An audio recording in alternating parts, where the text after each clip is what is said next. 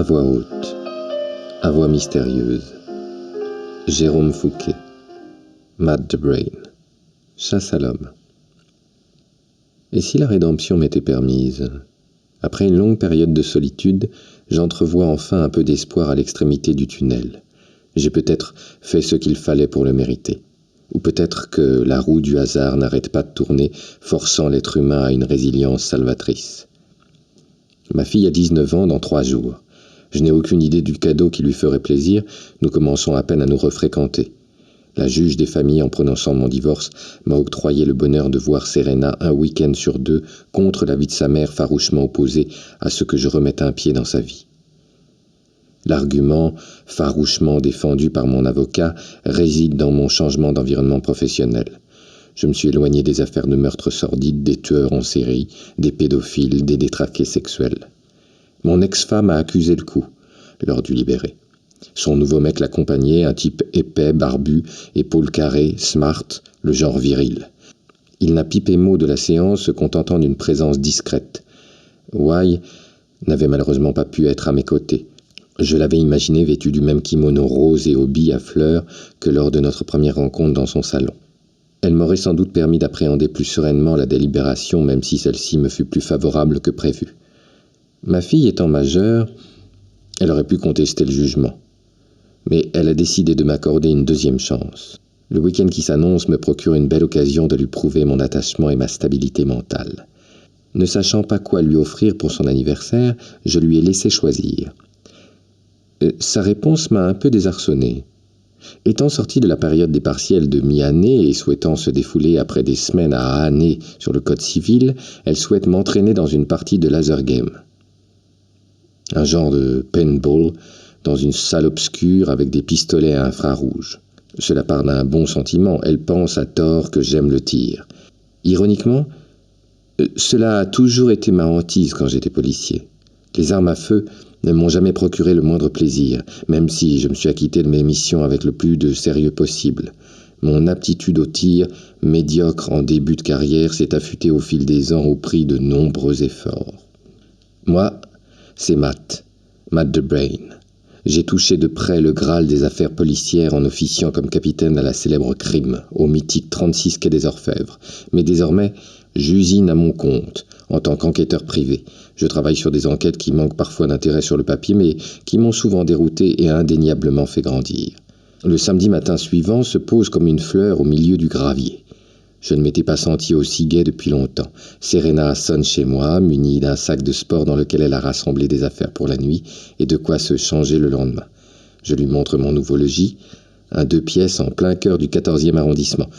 Je ne me suis jamais résolu à quitter la capitale, comme mon ex-épouse, qui réside dans un pavillon de la Petite Couronne, muni d'un coquet jardin où elle peut profiter de la nature ou inviter des amis à un barbecue le week-end. Paris est gravé dans ma peau. J'aurais peur de trahir si je m'exilais de l'autre côté du périphérique. Certes, je me contente d'une surface plus petite, mais je peux rallier les quais de Seine en quelques minutes ou flâner le long des étals de la rue Montorgueil. Les bonnes habitudes sont dures à changer. Nous déjeunons un bob-hum que j'ai préparé sur les conseils de Y. Serena essaie de me cuisiner sur ma relation avec la jolie vietnamienne. Je réponds le plus sincèrement possible en lui révélant que je me sens bien. Cependant, à ce stade, je n'ai nullement projeté autre chose que de la fréquenter plusieurs fois par semaine, restant seul chez moi le reste du temps. L'heure du laser game a sonné.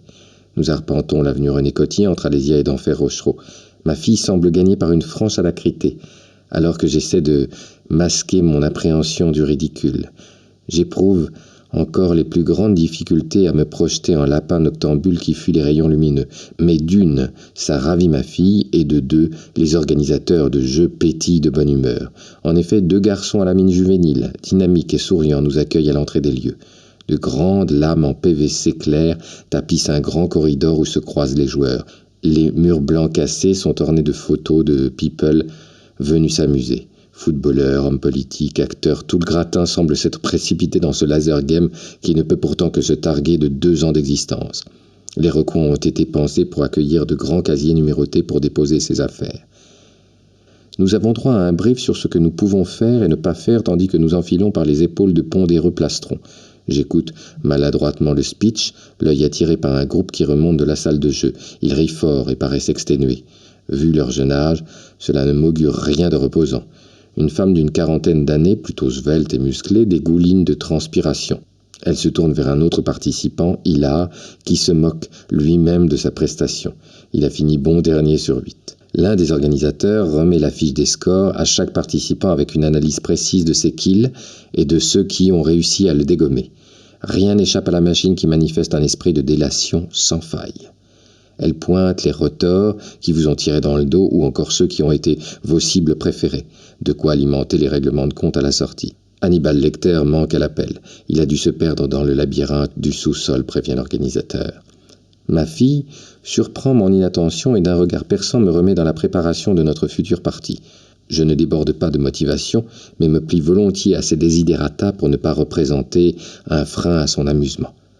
Fred nous conseille de ne pas nous viser à moins d'1 mètre et nous invite à ne pas rester immobile trop longtemps, meilleur moyen de devenir le souffre-douleur de la meute des poursuivants. 6 joueurs constituent notre groupe. 3 adolescents et leur mère complètent le tableau. L'un d'eux doit nous rejoindre pour équilibrer les équipes numériquement. Sans surprise, nous assistons à une séance de déchirement et de longues hésitations, les 2 plus âgés excluant le plus jeune qui éclate en sanglots devant sa maman dépassée.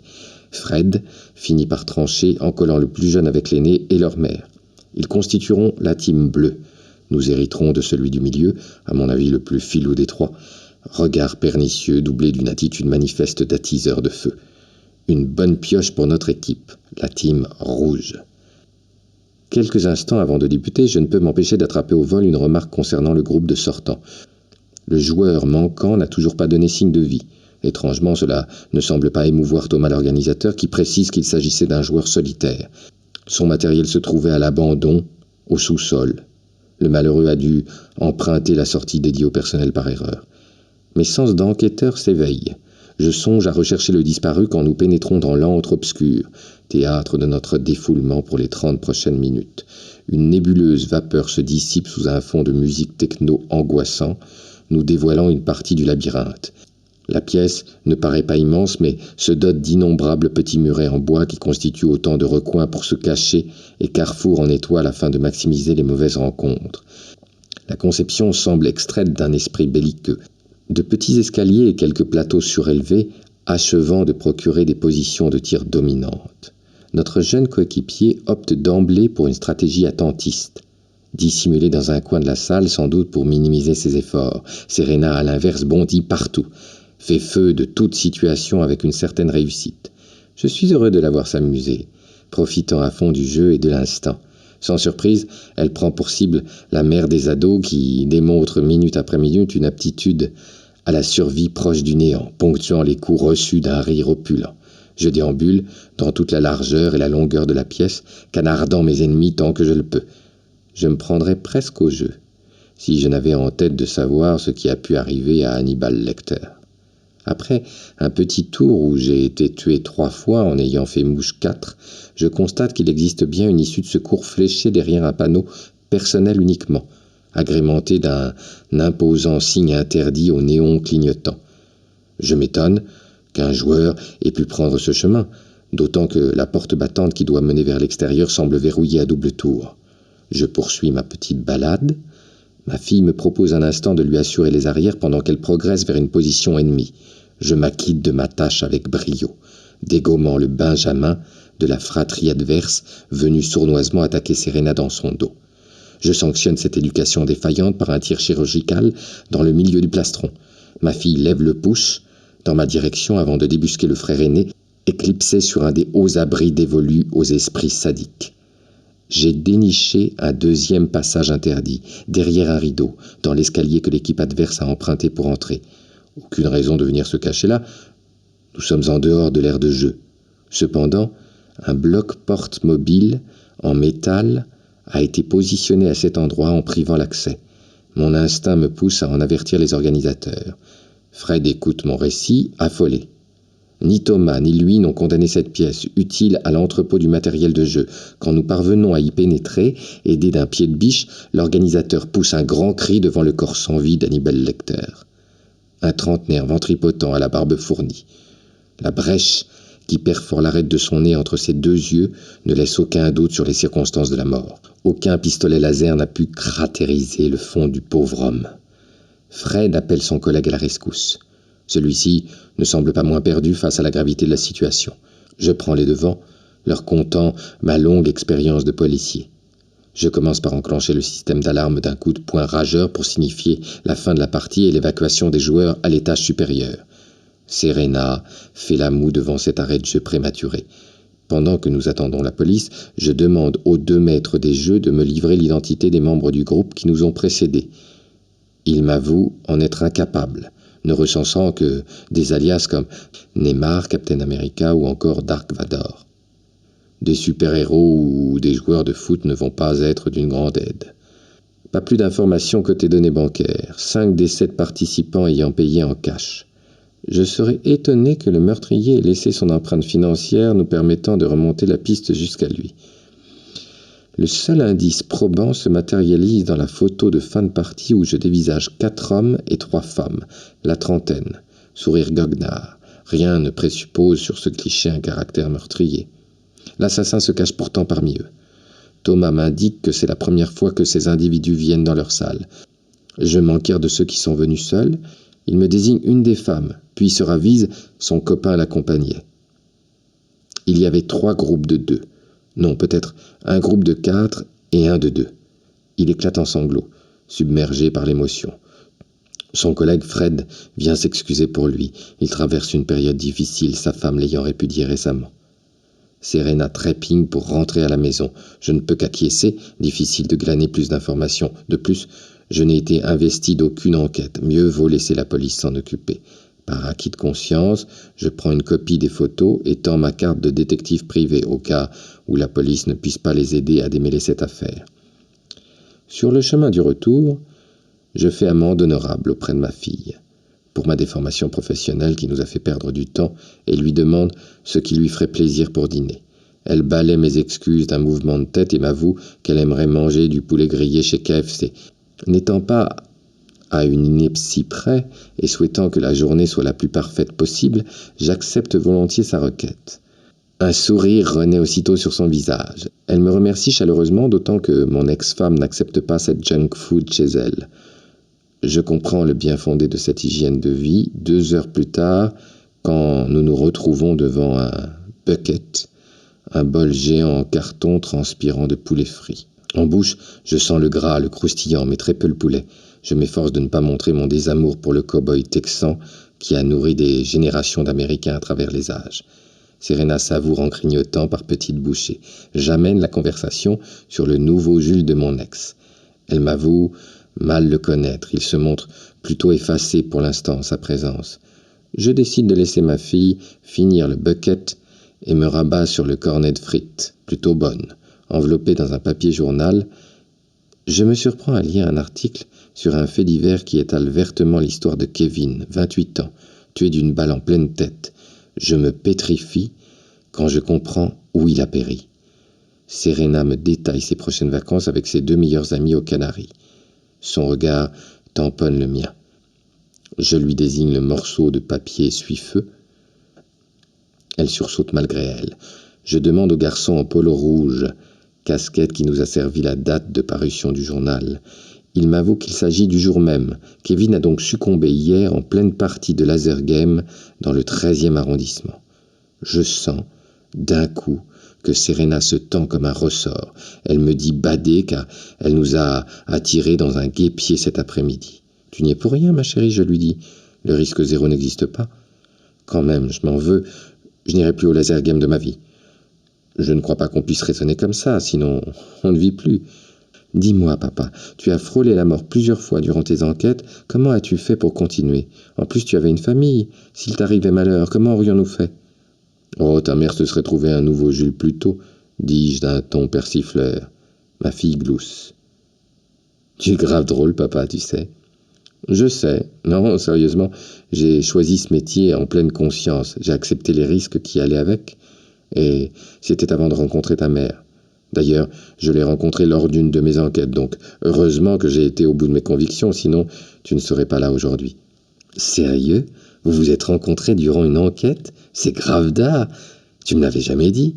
Tu n'as jamais demandé non plus. De plus en plus drôle, papa. À cet instant, mon smartphone frémit dans ma poche. Numéro inconnu. J'hésite à décrocher, mais ma fille me fait comprendre que nous avons tout le week-end pour discuter. Je reconnais la voix de Thomas, notre organisateur de jeu. Il m'annonce que les policiers menacent de fermer leur salle. Ils ont pris la photo du groupe, mais n'ont pas réussi à croiser les visages avec des personnes fichées. En tant que gérant, il ne sait pas quoi faire et me supplie de lui venir en aide. Il se dit prêt à me rémunérer grassement si je parviens à épingler le coupable, lui évitant de fermer boutique. Il vient de perdre sa femme et ne voudrait pas perdre en plus son business. J'hésite à lui faire part de ma découverte macabre, apparue au fond de mon cornet de frites. Sa pusillanimité ne saurait encaisser l'existence d'un tueur en série. Je lui demande malgré tout s'il a entendu parler d'un incident de ce genre dans une autre salle à Paris. Il me répond par la négative, puis larmoie bruyamment à l'autre bout du téléphone. Je lui affirme que je peux l'aider, ce qui a le don de le calmer un peu. Je dispose de moyens que la police de quartier ignore. Je peux retrouver un individu à partir d'une photo. Je sais que je vais pouvoir croiser le lendemain la photo des 7 joueurs de l'après-midi avec celle de la veille dans la salle du 13e. Je n'aurai peut-être pas l'identité du tueur, mais de grandes chances de savoir à quoi il ressemble. Sachant qu'il a tué 2 individus en 2 jours, les chances qu'il en tue un 3e l'après-midi suivante me paraissent élevées. Mon plan consiste à guetter ma proie, m'inscrire à la même partie que lui et l'interpeller dès l'instant où il aura dégainé son arme. Il suffira ensuite de faire confiance à la balistique en comparant avec le pistolet qui a strié les crânes des 2 victimes. Je sais que cette stratégie présente de nombreux risques, que je pourrais aussi bien être le prochain à avoir une cavité au milieu du front, que ma fille va m'en vouloir de la laisser seule durant la journée pour notre premier week-end commun depuis des lustres. Pour remédier à ce problème, je décide de faire appel à Wai, qui accepte volontiers de s'occuper de ma fille pour me rendre service. Elle peut lui offrir une séance de massage de 2 heures. Mon problème est que je ne sais pas à quelle heure va se manifester le meurtrier. L'article de journal évoquait un acte qui aurait eu lieu l'après-midi. Pourrait-il agir de la même heure? A-t-on affaire à un rituel? Cela aurait du sens pour un tueur en série. Une rapide recherche sur la toile m'apprend qu'il existe globalement une grande salle de laser game par arrondissement. 13, 14, pourrait-il agir dans le 15e? Tout ceci serait logique et en l'absence de preuves concrètes, le bon sens reste le meilleur conseiller. Je propose à Serena de regarder un film. J'en choisis un long à dessin, La ligne verte, 3 heures de bonheur, avec un de ses acteurs préférés, Tom Hanks. Ma fille est une matinale, mais elle se couche tôt habituellement. Si je peux la décaler, elle ne se rendra pas compte de mon absence. Je la dépose dans mon lit vers minuit, en état de léthargie avancée, dans le but de ne pas la réveiller au petit jour. Dès 9h01, je fais le pied de grue devant le laser du 13e. Je demande au gérant, un grand chevelu d'une 50aine d'années, s'il se rappelle avoir vu une des personnes sur le cliché que je lui présente. Il le regarde attentivement, mais secoue la tête avant de faire appel à un de ses employés présent toute la journée de la veille.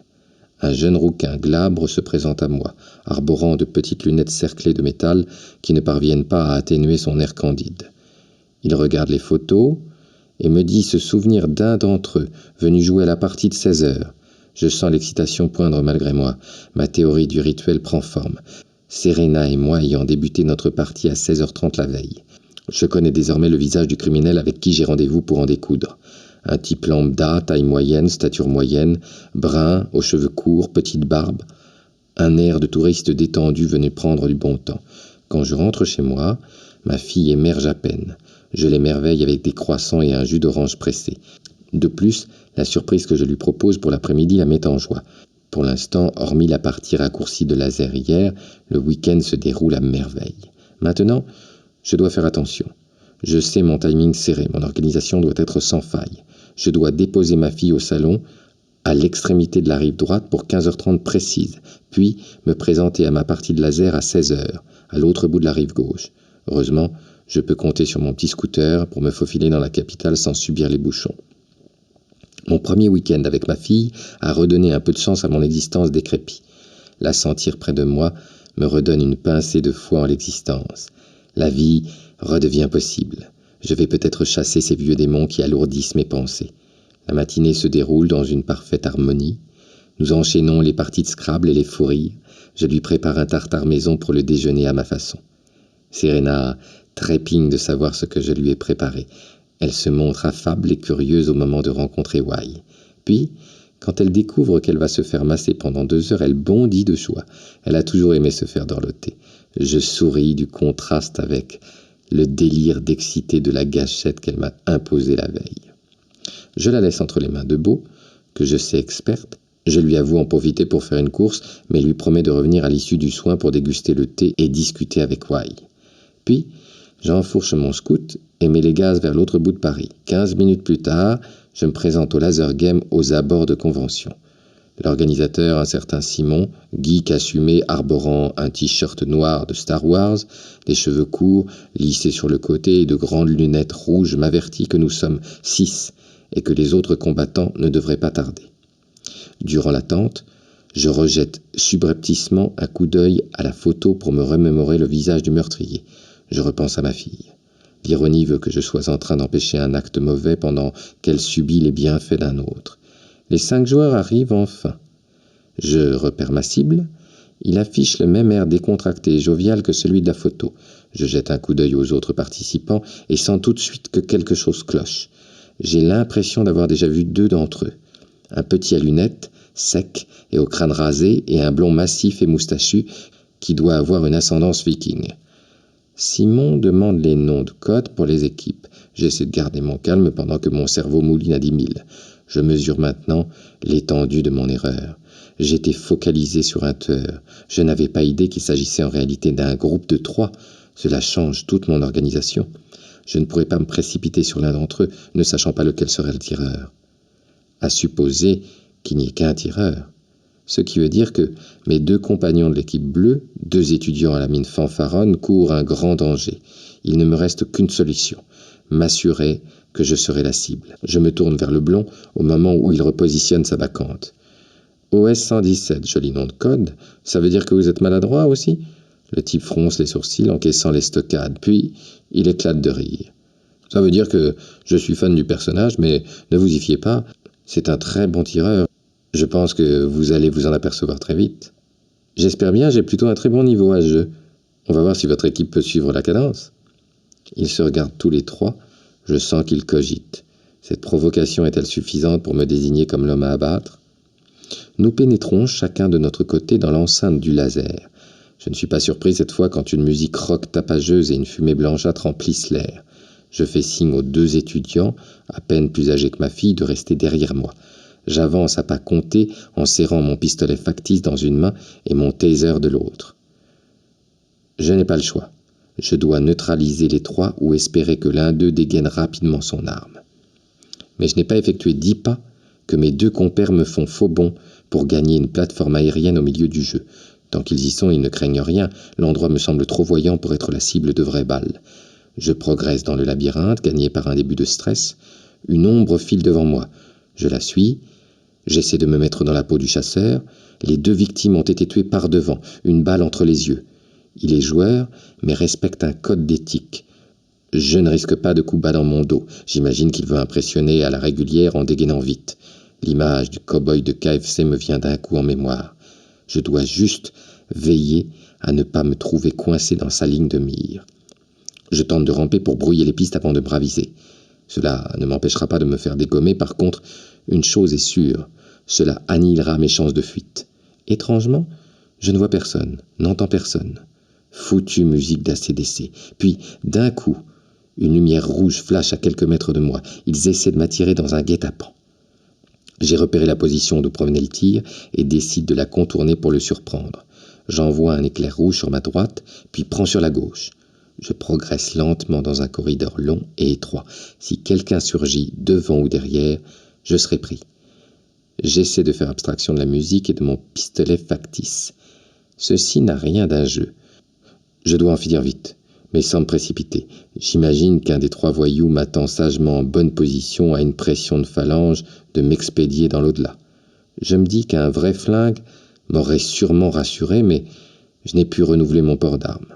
Une des contraintes de mon nouveau métier, je dois m'habituer à des moyens de défense moins efficaces.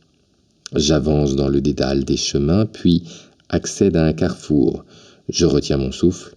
Au moment où je me présente devant mon destin, la musique d'ACDC s'estompe. Je profite de ce moment pour me lancer. Le cliquetis que j'entends ne laisse aucun doute sur les intentions de mon adversaire. Cela me replonge 10 ans en arrière. En une fraction de seconde, je me retrouve dans cette cave poussiéreuse à la traque de Sam, un serial killer qui avait égorgé une vingtaine de femmes en région parisienne. À la différence du taser, que je serre maladroitement dans ma main gauche, je disposais d'un Beretta M9 semi-automatique. J'avais entendu le cliquetis du cran de sécurité que le tueur avait actionné dans mon dos. Je m'étais retourné instantanément, ouvrant le feu sur Sam, que je percutais 3 fois au thorax, le tuant sur le coup. Cette fois-ci, j'ai un autre réflexe salvateur. Sans réfléchir, je bondis sur le côté. J'entends la balle siffler au-dessus de moi pendant que j'effectue ma roulade. Mon épaule fragile percute une planche de bois tandis que j'accroche le regard du viking. Il semble paniqué d'avoir raté son coup. Au lieu de retenter sa chance, alors que je suis vulnérable à quelques mètres de lui, il s'enfuit dans un dédale sur sa droite. Je comprends qu'il a besoin de temps pour recharger son arme. Sans doute un vieux revolver type Colt, un vrai cow-boy hollywoodien. J'entends une voix derrière moi. Un de mes coéquipiers boutonneux me montre un corridor sur la droite en me faisant signe d'y aller. Je lui conseille de se reculer, grimace en me relevant et me précipite vers l'endroit, mon taser à la main. À cet instant, le rasé à lunettes apparaît sur ma droite. En me voyant, il hurle « Fred, attention, le lapin !» Je ne lui laisse pas le temps d'achever sa phrase pour révéler ma position à son ami et lui expédie 50 000 volts dans le ventre sous le plastron. Il se cabre en arrière sous le choc. Mon champ de vision accroche l'entrée du corridor où jaillit prématurément le viking. Son regard vise l'étudiant. Je profite de mon temps d'avance. La distance me manque pour pouvoir l'électrocuter. Sans réfléchir davantage, je lui jette mon arme à impulsion électrique en direction du visage. Il lève le bras. Mon arme rebondit sur son coude. Je m'aperçois avec effroi que cela n'a servi qu'à me faire gagner quelques secondes. J'exhorte mon jeune coéquipier à s'en aller, mais il ne comprend pas et pointe son pistolet laser sur le grand blond qui se retourne dans ma direction, l'arme au poing. Un dilemme m'assaille. Si je décide de fuir, je prends le risque qu'un innocent meure. Je décide de me sacrifier. Je ne supporterai pas qu'un garçon de l'âge de ma fille succombe à la folie d'un assassin. L'action se déploie sous mes yeux, au ralenti. Le viking pointe lentement son arme dans ma direction avec un rictus de psychopathe. J'attends le dernier moment pour plonger sur ma droite, mais une douleur dans mon épaule me foudroie au pire moment. Je sais que tout va se jouer en une poignée de microsecondes. J'ai une pensée pour Serena. Mon coéquipier a enfin réagi et se précipite devant lui. Il percute le colosse blond, mais le coup de feu part. J'imagine que la balle a dû se perdre dans le décor, car je ne sens rien et la bataille s'engage entre le tueur et l'étudiant. Je me jette devant moi pour porter secours à mon coéquipier quand l'alarme retentit. Une lumière blafarde illumine crûment la salle. L'étudiant en profite pour se dégager et allonge un uppercut qui touche le viking au menton. L'arme glisse sur le côté, je me précipite vers elle, m'en saisis et la dirige vers le tueur qui se relève incrédule. Game over. Le troisième malfaisant vient aux nouvelles. J'en profite pour réunir la triplette dans un coin du terrain en attendant l'arrivée de la maréchaussée. Je remercie chaleureusement Kevin, étudiant en 3e année de médecine qui vient de me sauver la vie, démontrant une dose de courage hors norme. Je le présenterai bien à ma fille, il a toutes les qualités du gendre idéal. Son ami a aussi fait preuve d'initiative, prévenant le gérant des échauffourées pour qu'il arrête le jeu de massacre. Une fois le tueur et ses acolytes pincés par les flics, je prends conscience de leur avancée. Serena termine son massage dans 15 minutes. Je me défais de mon équipement. C'est là que je découvre en plein centre du plastron, coincé sur une pièce métallique, la balle qui m'était destinée. Je médite sur la vie, qui ne tient parfois pas à grand-chose, en chevauchant mon 2 roues sur le chemin qui me mène aux 2 femmes de ma vie avec lesquelles je m'apprête à siroter un bon thé vert.